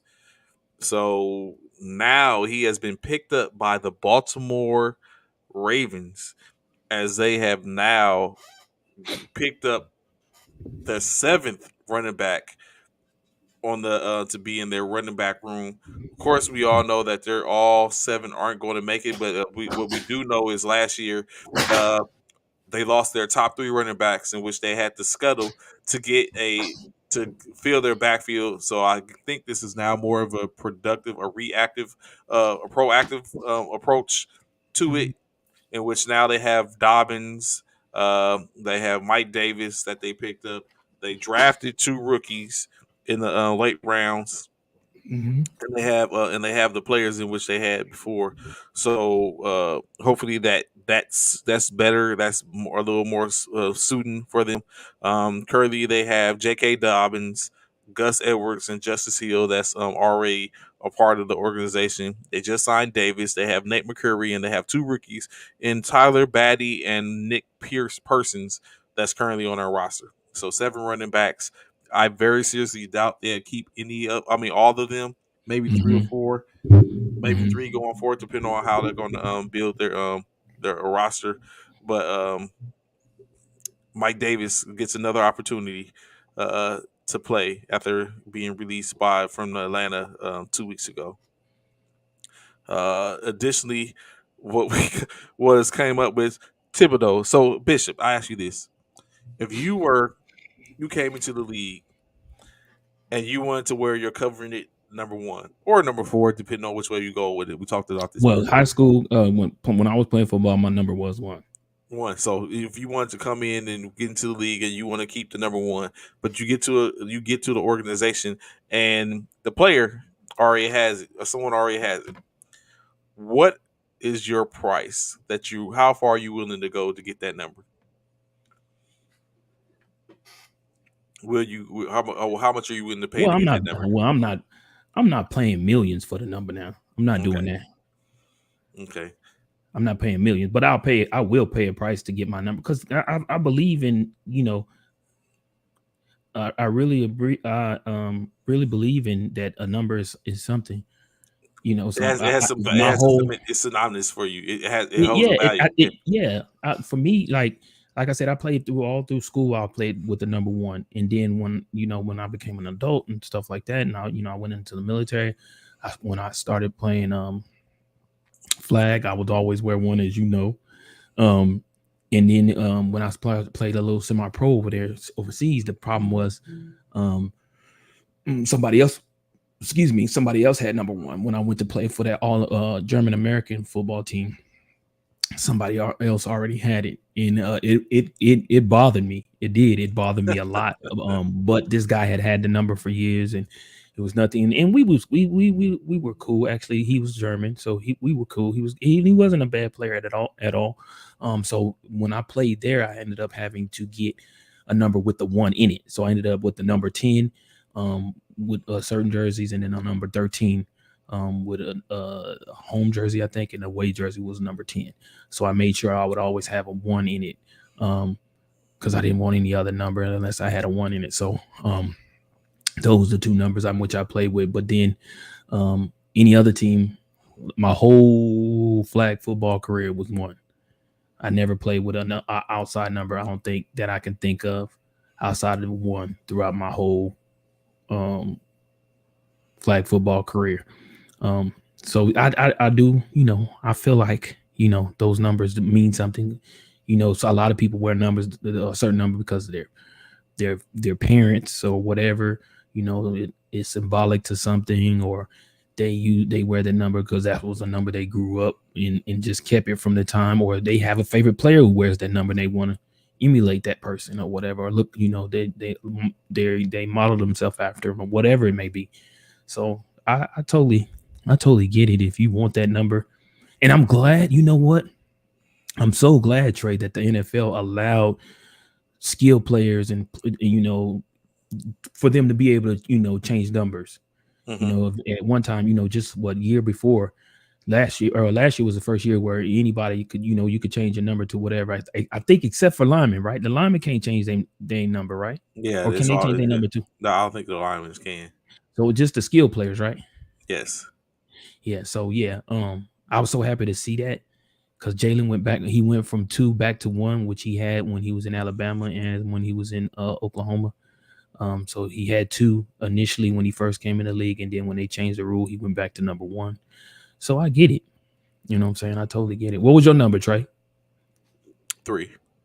Oh, Well, 3. no, so yeah, it was Oh, so. you told us that before. I Yeah, remember yeah, your yeah. story. So Yeah, I yeah, stayed. yeah. Yeah, I stayed like the teams in which I played on, which I was like coming in. I guess you could say I had to sit up and earn the fact to have the opportunity to say this is the number in which I want and I can hold on to. But initially, the first couple of times, there was someone that was there that was already holding on to that number, so I couldn't do it. So it was at least 2 times in which I had to wear a different number. But for the most part, it was always wear the number 3. But Okay. if it wasn't that, I like you just like you, 33 or 32. It was only one Something like time I had 3 to minutes. go separately off that, is because I had got there so late in 33, 32. 3 was all taken, so I just went with the number 10 and Mm, went from there. But okay. so the reason all this comes up is, of course, Kayvon Thibodeau, the player, the newly drafted for the New York Giants, basically had needed the number 5. He wanted the number 5. He wanted the number 5. It was synonymous to him. It held great value to him, being that he said it was only 5 people that believed in him to become who he is, and he wanted that number. But of course, when he being drafted by the New York Giants, there it was already a player there that had the number 5 kicker, Graham Gano, who basically had it. It was so that it was synonymous. It had value to him as well. As he said, his kids, his 5 children, were the motivators for him for what he was doing Hmm. when he was hurt, and he came back, and that's why he wears the number 5. So they came to a agreement to where Gano gave Thibodeau his jersey number 5, and for a $50,000 donation to a organization that he stands behind. Of course, the Puppies Behind Bars organization, if no one has ever heard of it, Puppies Behind Bar provides dogs for wounded war veterans, as well as first responders, and in addition, explosive or detection canines. For law enforcement, the charity also provides healing on the other end of the process, and puppies are raised by incarcerated individuals. According to the mission statement, as the puppies mature into well-loved and well-behaved dogs, their raisers learn what they mean to contribute to society rather than take from it. So that was come to think about it, was a program in which both Gano, being a supporter of it, as well as Thibodeau, now Kayvon Thibodeau, said he when he looked into it and he went forth, he's like he honestly was willing and wanted to do the donation. So uh, 50K is what it costed rookie Kayvon Thibodeau to get the number in which you wanted. They said before Jabril Peppers, who first got there, wanted to get that number from Gano when he first got there, but whatever the price was at that time, he said was too rich for his blood, and he decided I'm not going to pay for that. So that's how Thibodeau gets his number to wear the number 45. To wear the number 5 for this season. $50,000 cost. You think that was too much, or you think it works for the for where they're donating, being that it was a donation to an organization as opposed to my pocket? How much was it? 50,000. Oh no, not at all. Not even close. No. So interesting enough, now that Bruce Arians is gone, Todd Bowles is the head coach, defensive minded Todd Bowles. Byron Leftwich is now the offensive game planner as well. So, Bishop, do you see this adding or helping the offense in Tampa Bay with Byron Leftwich being able to game plan outside of call the offensive plays? Wasn't he already calling the offensive plays? He was calling the plays. He wasn't game planning. The game planning But was I Bruce mean, Arians. yeah, but I mean, I don't think it's going to be a huge difference. I feel like being that he was already, for the most part, being the not necessarily he was the play caller, so I really don't see any difference in it. So I mean, it should be the exact same, in my opinion. I think it shouldn't change anything. Maybe. So think about it like this, right? And this is how I see it. Like, true enough, he probably, even though he was probably in the process, but it probably was some sticking points in which he didn't agree with some things in which Arians came up with. So he's like, I don't want to. But now he's been given full and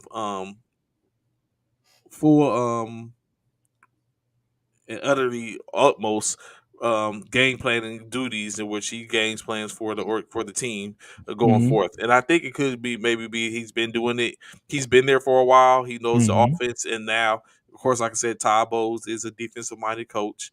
He was, and so it makes sense, I think, as opposed to it might have been different. It does. It totally makes sense. It's sense. Like, why wouldn't he? Why I don't know why it took that long. To be honest with you. Nelson Aguilar, wide receiver for the New England Patriots, is stating that he is basically ready to produce. He was kind of thwarted last year.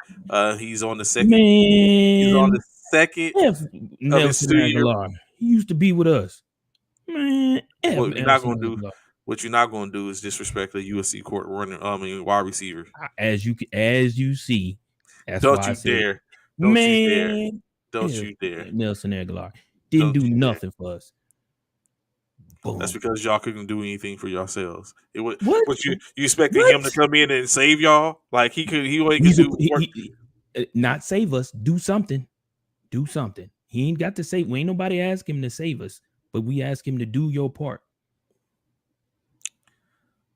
Aguilar, did ask. You already know what it is, fam. Victory. Yeah, no, obviously he don't. Bum. Get his bum. He's a bum. The Cowboys. We as we know, tomorrow, 7:00 Central Standard Time, the NFL will be releasing the schedule. In which, of course, we'll be covering on Friday morning. So when you look at it, one thing that came out is we already know who's going to play in the Christmas game. We know the international games. It's always the Cowboys. We know we know we already know who's going to play the second week of the Monday Night Football doubleheader. Now what has came out is week 10, the Cowboys will be playing the Green Bay Packers, as it's the return of the Mike McCarthy will be returning to Green Bay as the head coach of the Dallas Cowboys. So interesting enough, what this brings up, Bishop, is the distance of travel between teams. Like where is it at? I had it. there was a great disparity between uh, some of the teams when you looked at it. Oh man, where is it? Oh, okay, there you go. The Seahawks will travel an NFL high 29,466 miles and change time zones 34 times this year due, What? due to their schedule. They will travel NFL high 29,466 change time zones 34 times. However, on the opposite side of the spectrum, the Pittsburgh Steelers will only travel 6,442 miles and not even leave the Eastern time zone Okay. all season long. So I know that I'm very sure that takes a toll on that body, going back and forth, time zone changes, having to get your body up and having to be ready, especially when you're coming from the Pacific Standard Time, which is usually 3 hours behind anything, or you have to go back and you game is like the body is like a basically an accordion, I guess. And now they talk about switching time zones 34 times. Ultimately, that's going to be I'm very sure some wear and tear on the body. 29,000 miles in the air. I'm trying to figure out how did Pittsburgh get an opportunity to where they only going to pay on the in the Eastern time zone. That's a good question. I don't know how they pull that off, but either way, I think. I mean, Yeah, that's a BS. why is that BS, bro? How do you play 17 games all in the Eastern time zone? Like you ain't leaving the Eastern time zone. Like but you basically you could drive everywhere at this point. Don't hate on it, man. Don't hate on it, bro. Let it be what it be, bro. Mm-mm. So another one. Tyreek Hill stated his four. He gave four names that he said was the toughest matchup for him as a receiver versus the cornerbacks. Can you? I know. Can you tell me? Can you give me at least one name that you think is definitely on there? Probably old boy from uh uh from the Rams. Mm-hmm. So of course his four toughest matchups was Tre'Davious White, who is currently a Mm-hmm. Buffalo Bill, Jalen Ramsey, of course, like you said, Los Angeles Rams, Xavier Howard, and last Chris Harris Jr. is his toughest matchups. In which now I think he's only going to see two of the four of those, so he may not have to worry about it uh, for a while. Mm-hmm. But as we said, there's a few options in the East. I mean, in Miami, to where they might have to draw. You might have to pull some of those players off them anyway. Uh, as we stated before, well, at least one of us stated that Miami is going to probably be a problem this year. Mm. Tyreek Hill. I asked. This is more so your in your wheelhouse, Bishop, is in which I know you care to speak about. Who is the best wide receiver in the NFC East? I will help you out. I will give you a couple of names. Thank you. Um, C.D. Lamb, Terry McLaurin, Devontae Smith, or A.J. Brown. Who is the best receiver in the NFC East? What does it say? NFC East. Hold on. You said in the NFC East, and you didn't put in CD Lamb. I said C.D. Lamb. C.D. Lamb, A.J. Oh wait, say Brown, name before again. What say it again? AJ Brown. I heard him. A.J. Brown, C.D. Lamb, CD Lamb. Devontae Smith, and Devontae Smith. Terry McLaurin. Ooh. The best receiver? Mm-hmm. Does I A.J. won't. Brown pull up, you know what I'm saying, and No, grab the title before automatically? no. I think to me, in my personal opinion, um, I think it would have to go to CD. So I thought you was gonna shock me and say something else. So I think it would be Terry McLaurin at this point. But CD, of course, uh, And it's unfortunate. Like, I really feel that CD's not gonna get the opportunity like we think he is, because, like we said, Dak is like so more so in tune with Gallup, where it might be the same thing for CD that it was when Cooper was there. Like, he gets work, but he doesn't get the just due as potentially being the top receiver. So, but AJ Brown is going to take balls away from Smith. It's unfortunate. Mm. AJ is going to take ball from Smith. Smith is going to become I think he's going to fade You back. think AJ's gonna take ball from Smith? Yeah, he's going to take some balls from Smith. I don't think so. I think AJ becomes y'all primary. Of course, he's born there. That's what he's born there for. But I think without a doubt, it's going to become that. It's not going to have any choice. Although I don't know, AJ might pull some defenses. So it may Devontae maybe have a ideal year, or he's gonna get the sophomore slump. He might get the sophomore slump. So I ask you this, Bishop. We're gonna do it real quick. Start 2, bench 1, cut 1. I got 4 names for you, all wide receivers. You're gonna give me your starting 2. You're gonna give me your bench. And you're gonna tell me who you're gonna cut. Okay. Your 4 receivers. Okay.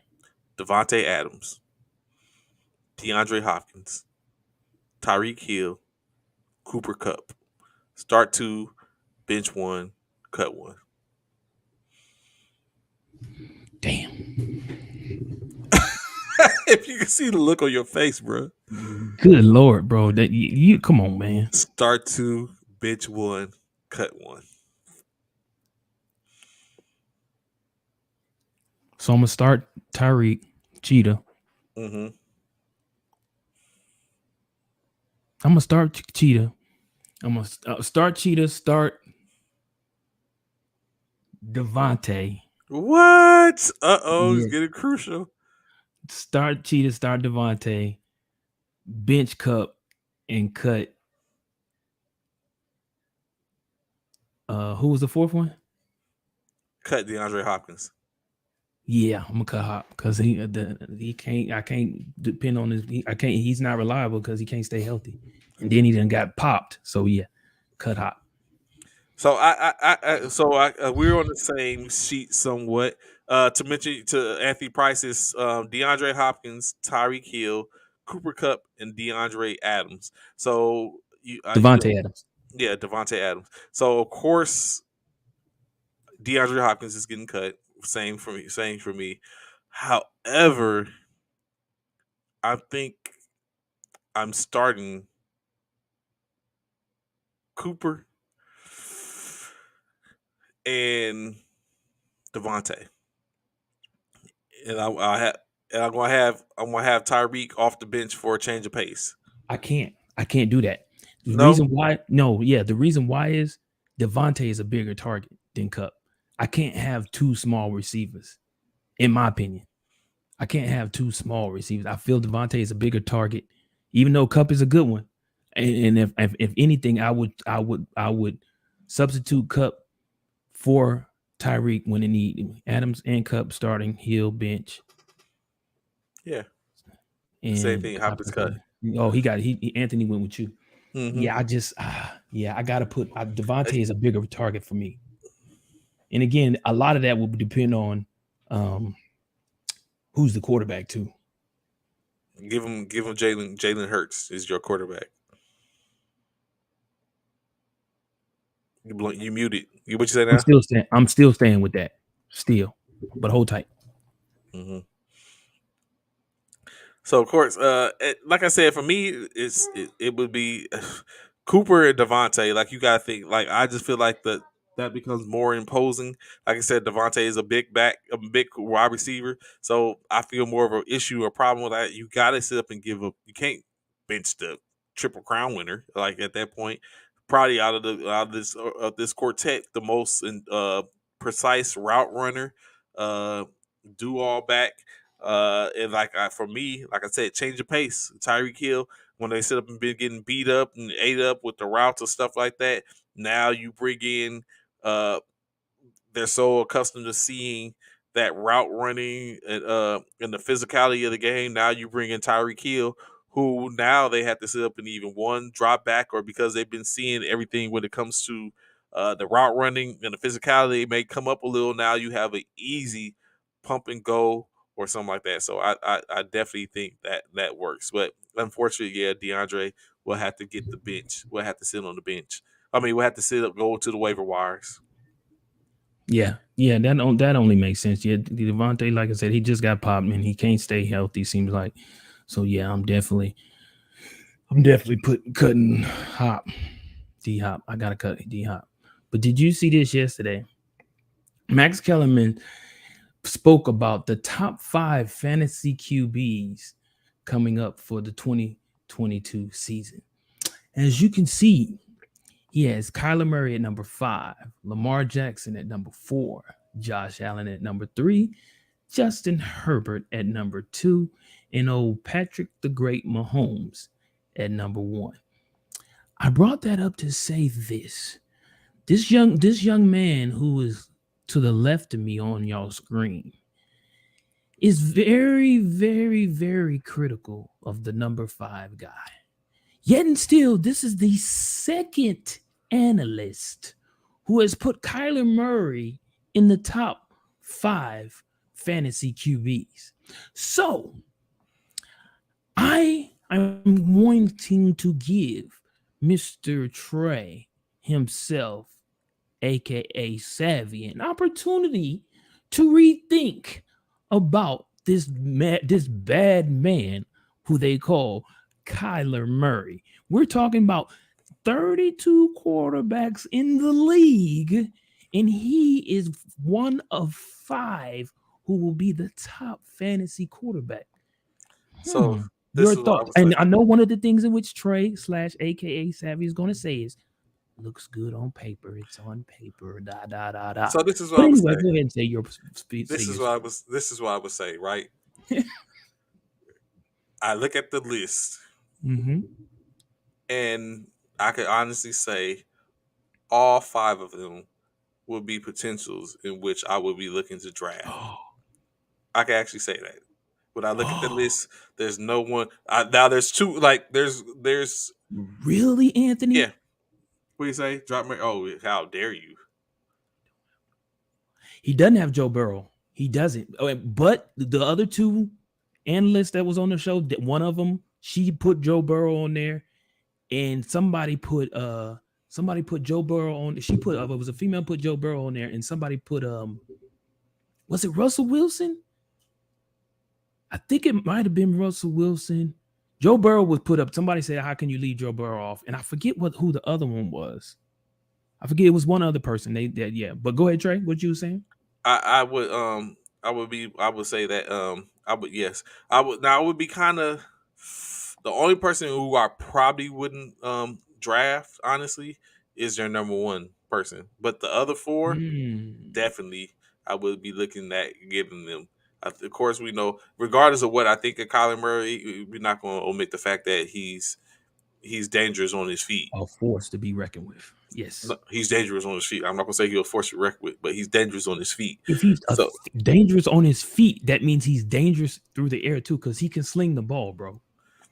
He can sling the ball. Oh, speaking of which, you know who isn't on here? And who you're speaking so highly of, and he's gonna do this, that. Tua. Your boy Tua's not on here. And you know what they're saying about Tua? They're saying he's already underthrowing Tyreek Hill in practice, in warm ups, whatever you want to call it. He's already underthrowing. They gotta get it together. That's all it is. They gotta get it together. Once they're fine, I'm very sure they got a good amount of time to sit up and get the. They got more than enough time, but he better get it together soon. I'm just saying. But yeah, 5. I would.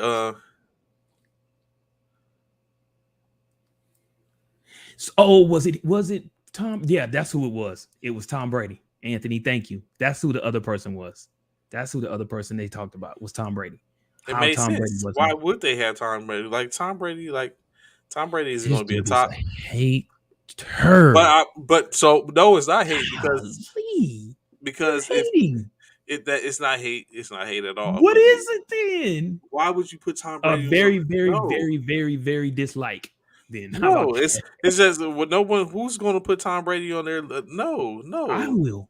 I will Okay, promise you. and that's I why. promise you, That's if that why. Tom Brady is available during fantasy, Oh yeah, I you will too. I'm not gonna lie to you. well, then what do But you what I'm mean? saying, but I'm not gonna put him in my top 5. He's not. Tom Brady is a If you bench take player. Patrick Mahomes off, I'm putting in Tom Brady. No, not even. Yeah, I am. I really am.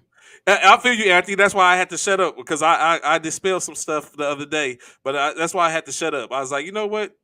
I'm not gonna I can't tell for the most part. Can't I'm done. I'm done talking. But I just let you know, like, Oh. yeah, Oh, that's what's going but on. this is the thing, Anthony. Don't get it twisted. Just because I put up that list, don't mean that's how I'm drafted. Know this, because just as Trey said, there's a lot of time. A lot of time. Somebody could end up getting hurt during OTAs. Yeah, A I'm not lot of when it things can comes when happen. it We comes still to seeing transactions being made. A because lot of things I can don't know happen. who out there taking notes. There's So still some just I'm not saying like Trey nothing said, there's else. still some, yeah, like Trey said, there's still some wide receivers that are still on the market. Yeah, we got plenty of time. I'm not Plenty of saying nothing time. else when it comes to fantasy football. I'm quiet. Oh I'm my god. bummed now. What y'all I'm not scared? even. Y'all nervous? I'm not. I'm What you not. scared? Y'all scared? Call it what What's you your want. problem? Call it what you want. I'm not Y'all scared? saying That sound like anything else. that sound You like know. fear in your heart. That You sounds know like what I'm gonna fear. do whenever we come up whenever a topic of fantasy football comes up, I'm just gonna be like, I'm not saying Okay. nothing else. I'm gonna be like, I concur, I don't concur, and I'm leaving it there. Okay. I'm not Well, giving since out you no said more that, tips. let's go to the next subject.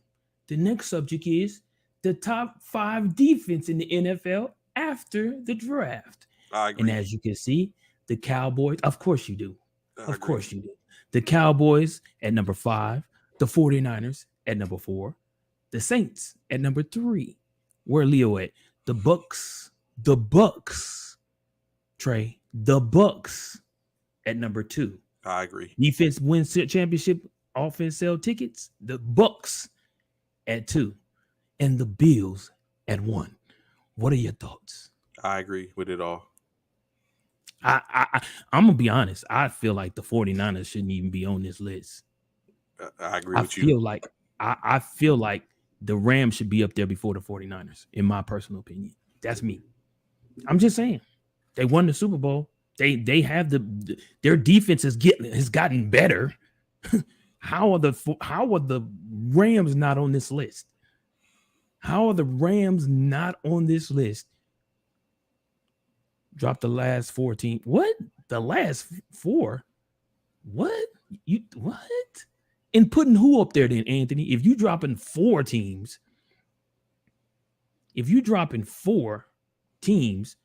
who is number 2, 3, 4, and 5? Sir, please answer that question. But me, I would not have the 49ers up there without having the Rams. Didn't the 49ers lose to the Rams? Again, it says after the draft. Okay, but I'm just saying that's the same Rams team though, right? Outside of Von Miller, right? Pretty much, and they've added to their defense. What did y'all add to y'all's defense? Don't worry, I'll wait. Oh, okay. Mm-hmm. Silence is compliance, maybe. I love it, bro. I love it. Schedule comes out tomorrow. That's all I'm Yes, gonna sir. say. Yes, sir. We will definitely talk about it on Friday. It comes out tomorrow at 7 p.m. Eastern Standard Time, I think it is. Yes, comes out tomorrow. 7. Yeah. Yep. So we would definitely talk about it. 5 Denver, 4 Chargers, 3 Saints, 2 Bills, 1 Rams.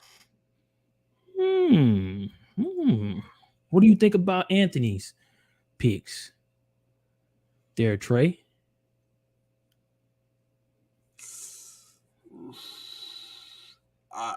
I would take 4 or 5 out. I wouldn't say necessarily the order, but I would definitely take 4 or 5 out. Even though the Chargers might actually no, I would take 5 out. I might keep the Chargers in there. Okay. I yeah, I don't know where you get Denver at 5. I don't see that. 4, I'm with Trey. I can see the Chargers, the Saints, Bills, and Rams because Bills Saints, of course, was already on there, and then I definitely think the Rams should be on there. Chargers are definitely up and coming.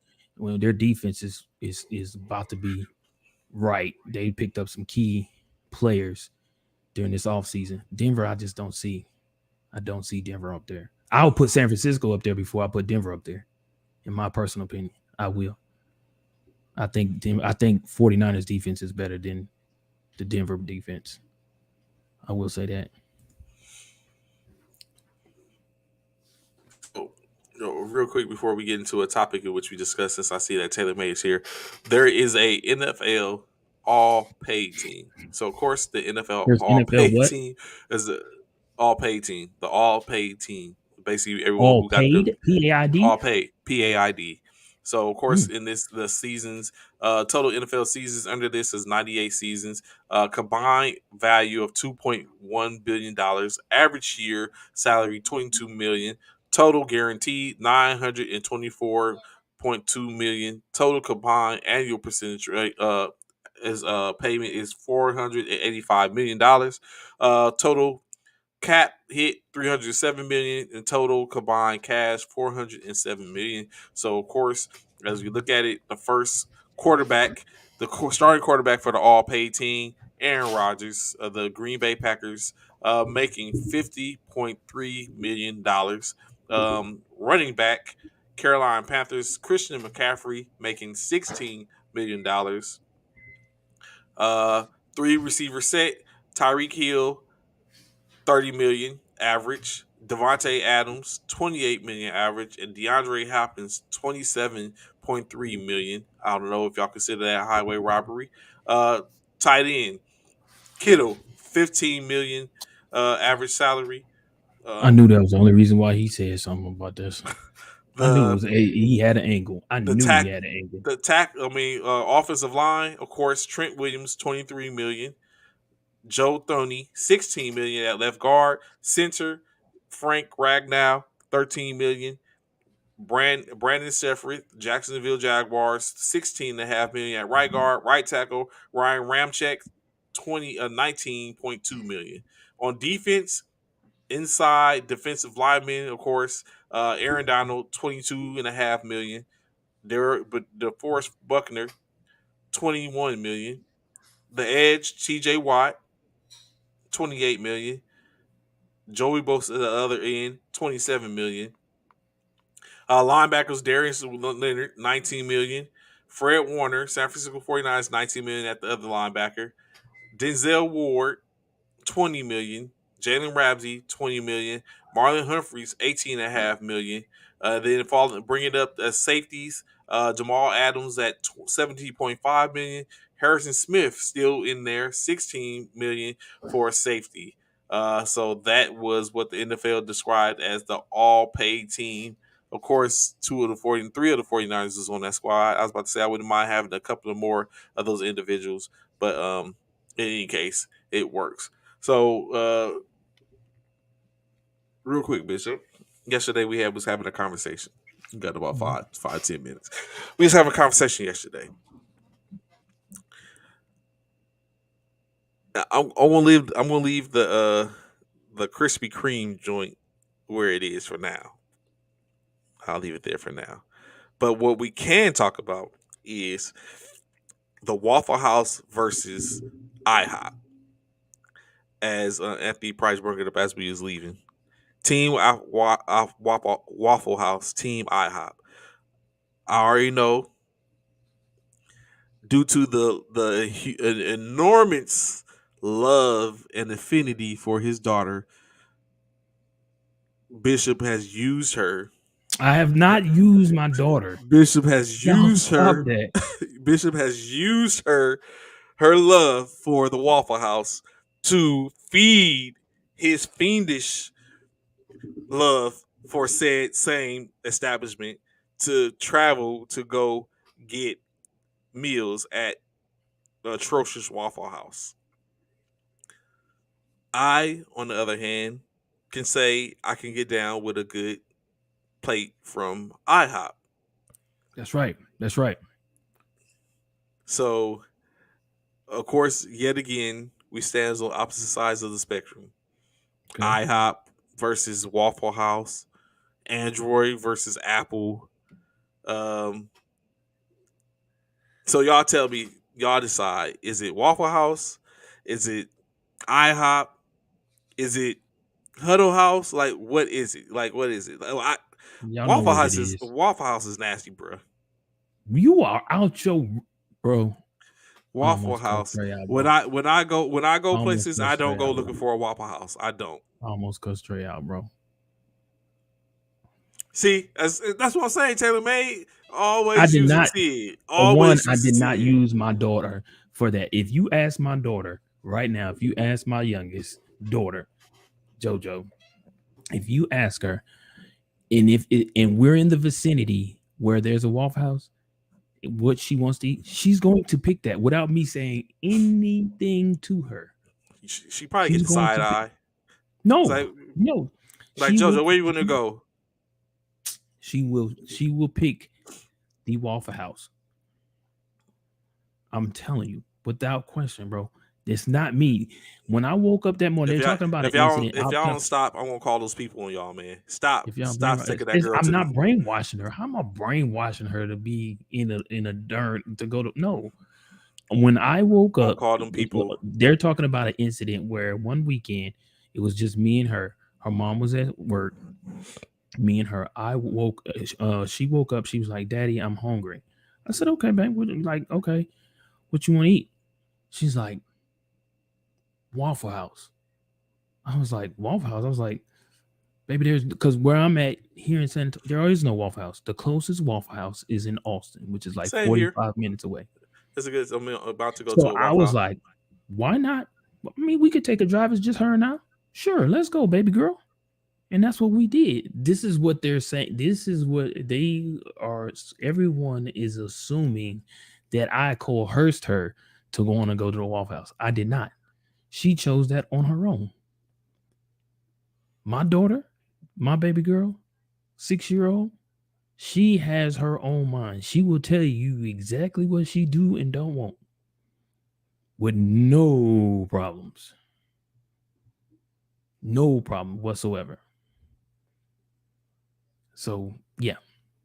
But if you don't like the Waffle House, something wrong with you. I'm just being honest with you. Especially if you between the two, what Trey didn't do, he said, "Would you is it Waffle House or IHOP?"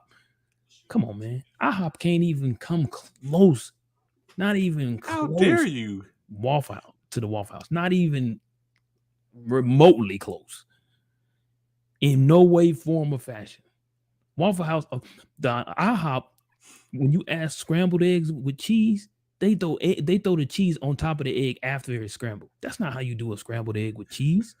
You put the cheese in the egg as it's in the skillet. So what you're telling me is that you managed a Waffle House and a IHOP. Well, correction, I don't because have to manage it to tell you you how can the watch them cook your food at the Waffle House that right part. there instead of That's right. watch them and throw Right. everything on the ground. So you can see that at the Waffle House. I get it. And of course, That's in the right. back, if you at a different establishment where your kitchen is in the back and the cooking's going on, that's completely different. That's like, saying like other restaurants. Like people don't come to your house and can sit up and sit at your, well, I guess so.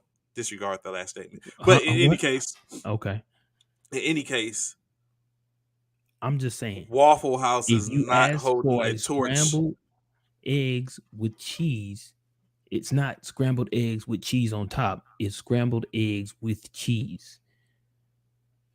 Don't y'all? I bet Waffle House cooks scrambled eggs, do cheese eggs with American cheese.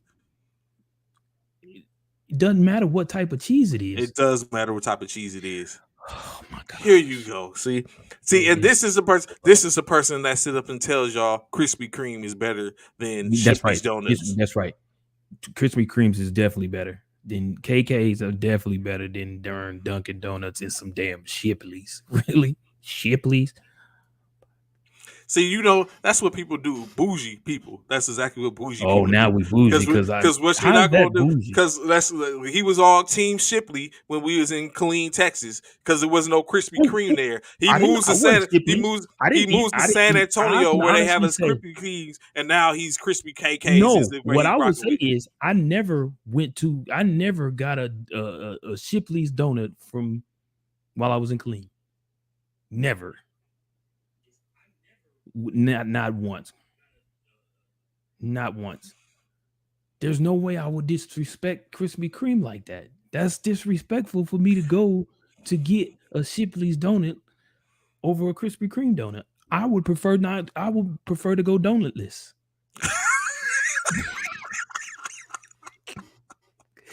I'm just saying, I would prefer to go donutless if I All I'm can't get a saying Krispy is, Kreme donut. I'm just Ship. saying. All I'm saying is Shipley's and IHOP are the way to go. That's all I can say.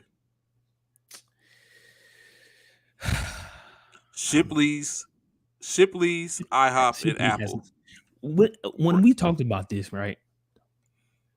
When we talked about this, we've already established out of all three of those establishments, just like we've established out of IHOP and Waffle House, who makes the better scrambled eggs with cheese would definitely be Waffle House, hands down.